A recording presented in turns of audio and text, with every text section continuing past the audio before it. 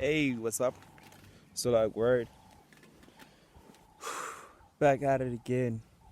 So what to do when there are no jobs? Honestly, I've thought about it, and when you just think about life and when it comes to making a living, it's all about value. It's all about providing value. Because when there are no jobs, which is someone assigning value to you, it is it just comes down to you actually providing value. You know what I'm saying? And providing value is basically finding work to do. What needs to be worked on?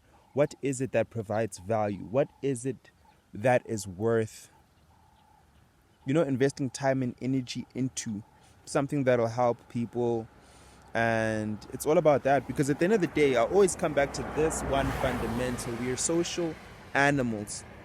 Let me repeat that.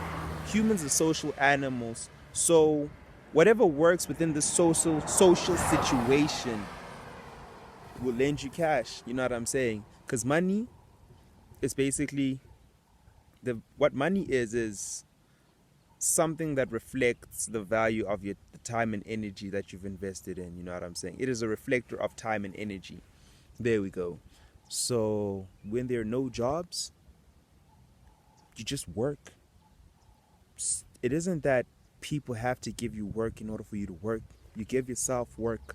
You have to stand for something or find something to stand for, or something along those lines. You know what I'm saying?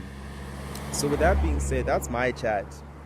Because, yeah, it's pretty much a hot topic in South Africa. Yeah, there are no jobs for the youth, but it's like, bruh, as a youth, yeah, there are no jobs. Yay! You know what I'm saying? Inequality is a thing. But then where there are problems, there are solutions. You know what I'm saying? Problems only exist for them to be solved. That's the nice thing about them. And you can actually capitalize off that. No cap. Personally, I'm a capitalist. You know what I'm saying? I run it up every day without shame. You know what I'm saying? But once you break it down and be like, yo, what do I want to be about? Well, personally, I've been in this fashion journey for a minute. Let's just say about 5 years or so. Obviously, a good amount of that was just not really knowing what's going on. But now it's like I'm grasping what is it that is a problem in this industry? What is it that I personally don't like? What is it that turns me off from becoming a fashion designer? And just acknowledging how our local industry isn't landing and just addressing those certain problems, even though people are addressing them. But at the end of the day, I just feel like it's something worthy of working on, and I will get my cash. One thing that I notice is that stuff pays off sooner or later. You know what I'm saying? You always have to plant, then cultivate, then harvest. And you just need to stay long enough in the game to actually reach the harvest, which some of us don't. You know what I'm saying? You spend a month in the game, boom, we're out. And sometimes you just need to set a time limit as to like, oh damn, I will cultivate for X amount. Planting doesn't really take a lot of time, depending on what it is. Because sometimes the thing that you build is massive. Let's just say